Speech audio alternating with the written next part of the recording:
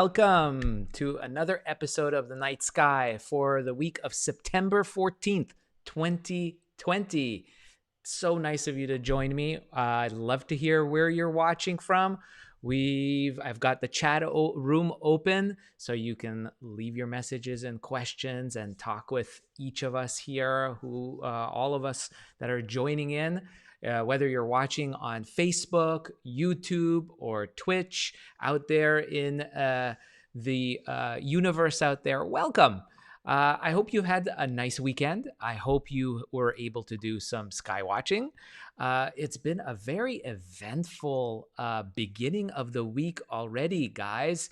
Did you check out my live stream that I finished just under an hour ago? We were talking about a possible evidence of life, maybe, perhaps, something very exciting in terms of finding molecules that on the atmosphere of Venus that may indicate life.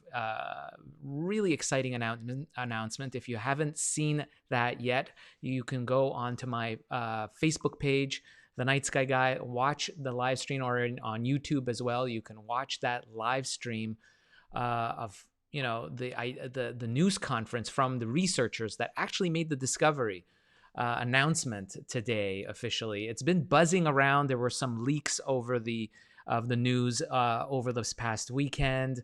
There was a lot of buzz going on Reddit and other social platforms, chatter about the idea that could they have found evidence of life. It is possible, and the researchers do speculate that this could be our first real evidence of current life beyond Earth. It's probably microbes, no little green men, no Marvin the Martian in this case, probably. We're talking about most likely microbial life, very small life that is able to be airborne, basically, aerial, floating in the clouds, the upper cloud deck of Venus, where it may be a habitable environment, perhaps.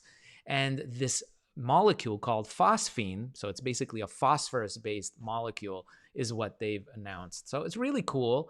A lot of excitement. Definitely something you should check out. You'll be hearing about it, I'm sure, on wherever you check out your news. But if you want to watch the news conference, I basically streamed it, curated it. It's in my timeline, both on Facebook and Twitter as well. On YouTube and Facebook. Check that out if you haven't, whenever you get a chance. If you're watching this archived sometime during the week, definitely. It's interesting to see, not just journalists talking about it, but the actual researchers, how they describe it. Some of it is kind of technical, but it's really neat to be able to see it from their, from themselves, the researchers themselves describing what they found, and they put it in really cold scientific terms.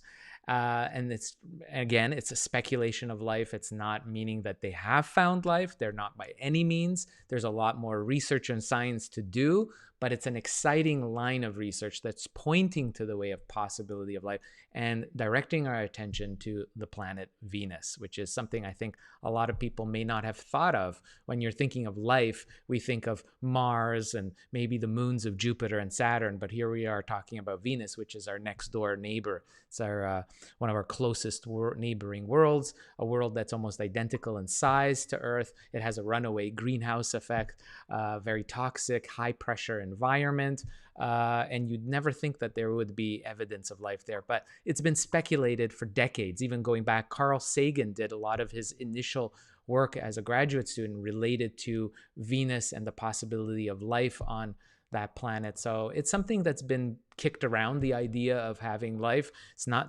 something new, but this research really kind of brings it out to the forefront. So do check that out.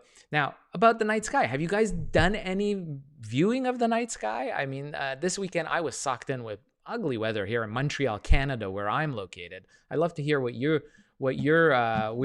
the skies are where you are. We have Jean Marie from New Jersey watching. Welcome. I hope you get some clear skies. Also, Amy from East Texas. Welcome. I hope you get some clear skies, get some stargazing in. We've got Wolfgang from Italy. Welcome, Wolfgang. Nice of you to join us. Glad you're here. Natasha from Columbus, Ohio is here as well. There's so many of you from around the world, and we share the same sky. So, it's really neat. It's something that's we share the heritage of the night sky. So, wow, right? Oh, here we go. Adriana from Southern California. No night sky right now. That's right. I have all my best wishes to you guys out on the west coast of North America, battling ugly, ugly weather due to those wildfires raging across. Please stay safe. My best wishes for you. I wish everything best for you guys there, definitely. So, but hopefully you will have some clear skies. The weather will clear, the fires will diminish, and you will be able to enjoy some night skies. And why don't we turn our attention to what is in the sky? Here we go. This is what the sky looks like this week. And I've got it set for, actually, I was prepping for this show. And one of the things that came across my desk that I thought was really neat is the fact that the moon is waning now. We're heading to new moon, which means dark skies.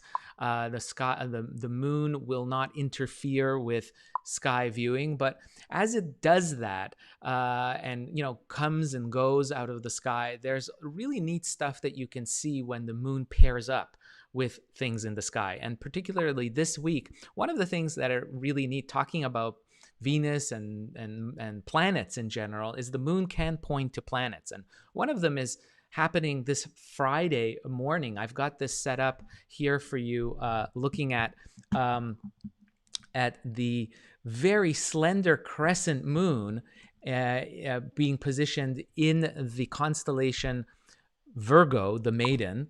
And you'll see this in the evening sky. This is just after sunset, just maybe about a half hour, I would say, looking towards the west. You'll see the very thin sliver of a moon pairing up with Mercury.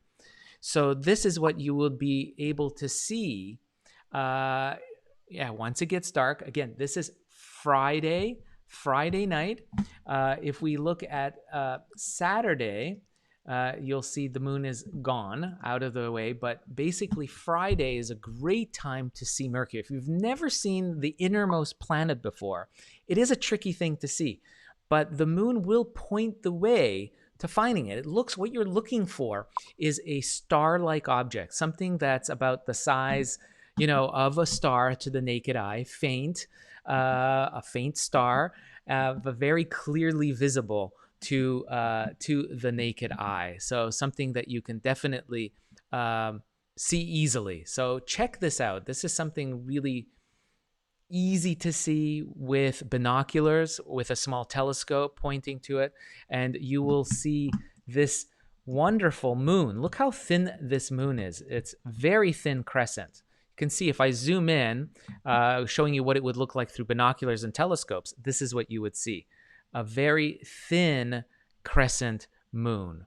And I think this is something that anyone around the world should enjoy. If you've never seen the thin crescent moon like that, it's quite breathtaking to be able to pick that up and see. And all you need is just some clear skies. So do check that out. There are a lot of things to see in the sky when it comes to the moon pointing to objects. And when we look at Mercury, just think, this is the innermost planet. It doesn't have much of an atmosphere to think of. The surface temperatures are over 400 degrees Celsius. I mean, everything just melts on its surface. It's an inhospitable environment for sure.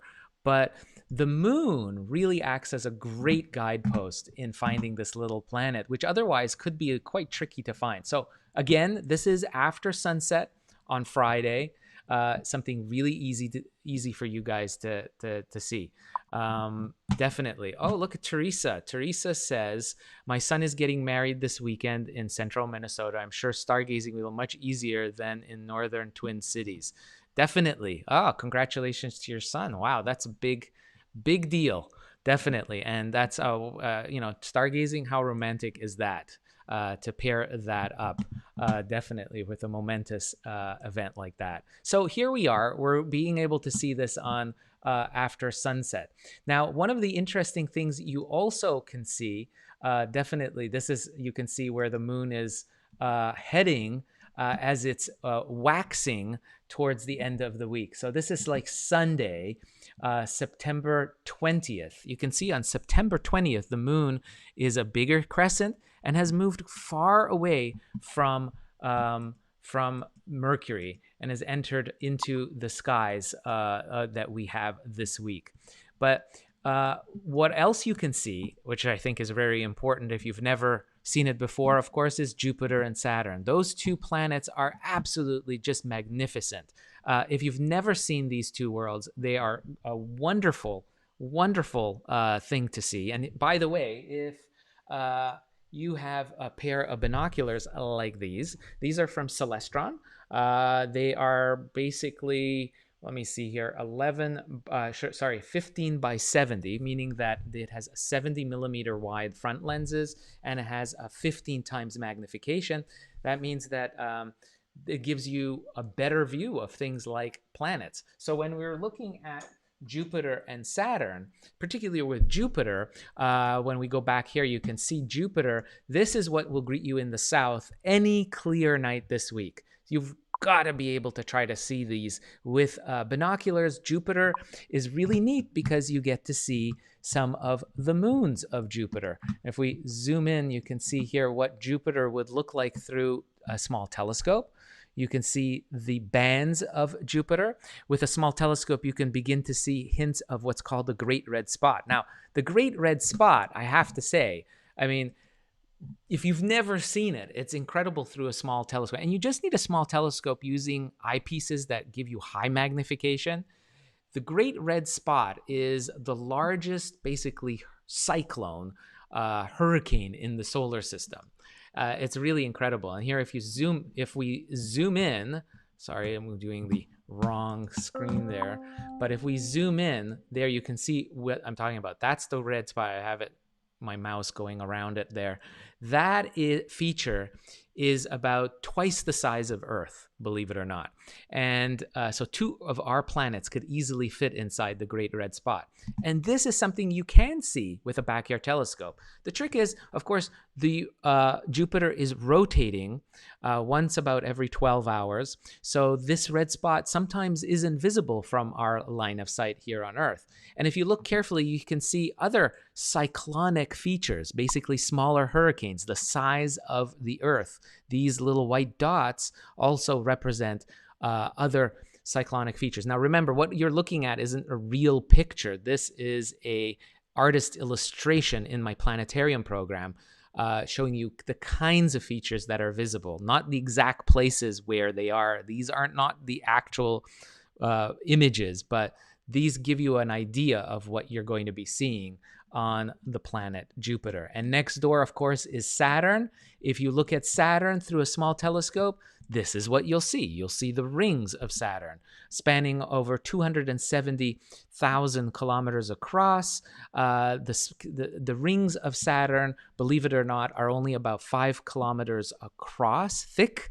So you can actually see through some parts of it. There's a dark gap that you can see. It's called the Cassini division. This gap is actually a hole in the rings that is visible through backyard telescopes. You can see that dark kind of feature ring in the rings of Saturn. So something also very cool to see. Now, because the moon is going to be out of the way, of course, dark sky watching is really great. Look for the summer triangle high up in the sky. 3 bright stars might mark the summer triangle this week. Something very easy to see as well. The Great Square in Pegasus rising in the east. These are traditional fall-like constellations for the Northern Hemisphere. So this is going to be visible. You can see the Great Square of Pegasus rising in the east. Attached to it, of course, is the Andromeda constellation with very famous the Andromeda Galaxy, M31, with 2 little satellite galaxies visible. This, again, through binoculars, is something that you can see as well. We've got Enrique also talking here. Hello, Andrew. Last week, I saw a Facebook Live from an observatory in Texas that was doing a space tour with an awesome telescope. They showed us Jupiter, and Io was creating a shadow on Jupiter. It was super cool. Definitely, Enrique, that is something that we live in an amazing time, don't we? We live in a time where we have access to online telescopes. So there's a lot of different companies out there that are doing this, a lot of for free, some you need to subscribe to, but the internet is chock full of all these live interactive events that you can tap into when you want to look at the sky. But there's nothing that replaces you going out and looking at the sky yourself. This can help basically events like this live stream that I'm doing today. This kind of helps guide you in what you can see. I can mimic what you are seeing. Like I can create animated versions using planetarium software to show you what to expect. But to really see it with your own eye, seeing the shadows of the moons of Jupiter cast on the surface of Jupiter, there's nothing like that to actually see it with your own eyes. So I highly encourage to actually go outside and look at these events for yourself.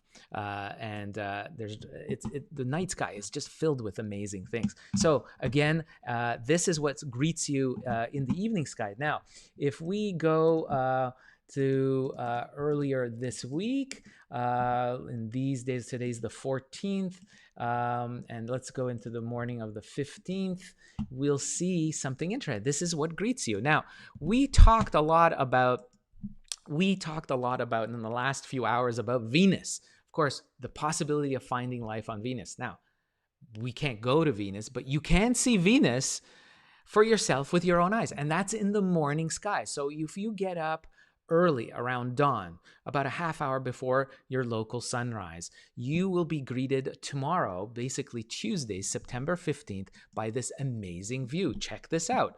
Here we have Venus and the beautiful sliver of the moon. Now I'm going to go set it for a few minutes earlier so it gets a little darker. Again, about 45 minutes to half hour, your local sunrise, I should say, in the morning. This is in the morning, guys, so you have to be an early bird, but this is what you will greet you. And this is Tuesday. So Tuesday, September 15th, in the morning, the moon, a tiny sliver, will be next to Venus. Venus is the brightest star-like object in the morning skies. You guys cannot miss Venus. It's so easy because it looks like a brilliant star in the sky in the east. You just get up in the morning. And a challenge for you guys out there, I always like to give observing challenges. How long after sunrise can you continue watching Venus? Now, the crescent moon, of course, is very close, right? If you look at this, you can see the crescent moon is going to be very close to Venus. But how long can you watch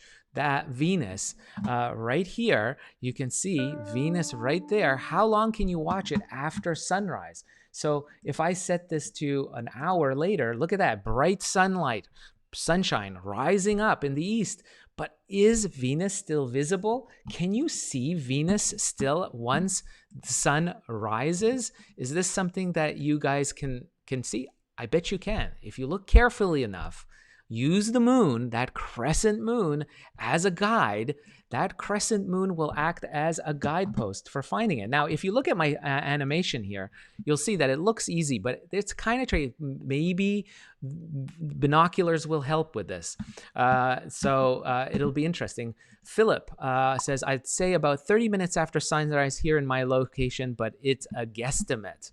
Right. So it depends on where you are on Earth. Of course, I'm located in Montreal, Canada, which is about 45 degrees degrees north of the equator. I'm about halfway between the equator and the North Pole. And so the views that I'm sharing with you on my planetarium program are really geared for this event. But, you could be anywhere in the northern hemisphere and it will look like this. If you're in the southern hemisphere, of course, the orientation will be very different. But the positioning, the distance between the moon and Venus will be the same. So look at this. What will be also interesting, I want you to notice, it says sickle, right? It says sickle here. Let me go back an hour so it gets darker. Really dark, about an hour before your local sunrise. Look at this. The moon will be near a bright star, right? If we go a few minutes later, get some of that glow of the sunrise into this artificial scene that I have, what you'll notice is that there's a bright star. This bright star is called Regulus. It's the brightest star in the constellation Leo the Lion, right? Leo constellation is rising at sunrise in the east this time of the year. So this is going to be something that'll greet you. Now, we've got some more comments coming in. Nanita says, sad, we can't see anything right now from Richmond, BC. Really hazy, smoky from fires in Washington and Oregon. Again, my heart goes out to you guys. I hope the situation gets better. The air quality improves. It'll be something that I hope happens soon, Nanita. And so this is something very cool. Regulus is a star that's about 75 light years away from us, and it's the brightest star representing Leo the lion. It's in the chest of the lion, and the moon will be in here on Tuesday. This is Tuesday, September 15th in the morning. You can see where the moon is. Now, if we move it to Wednesday, you'll see the moon will be even smaller, harder to see. It's heading towards new moon midweek by Wednesday, by the 17th, or I should say the 16th of September. So we'll lose sight of the moon. But Tuesday, can you see that thin crescent moon? And also what's really exciting, guys, is when you look at the moon, you'll see most of the disk. Even though you see only the little sliver lit up, this dark part will be still visible. How is that possible? Well, this is the phenomenon called earthshine, and it's so cool. You can see this every month, even in the evening when you have a crescent moon in the evening or you have a crescent moon in the morning. Look for that darker side still visible. How is that the entire disk of the moon is visible like this? How is that possible? Well, this is because of what's called earthshine. And earthshine means that the sunlight hitting our planet, the sunlight hitting our planet's oceans is, of course, the water is very reflective. White clouds are very reflective.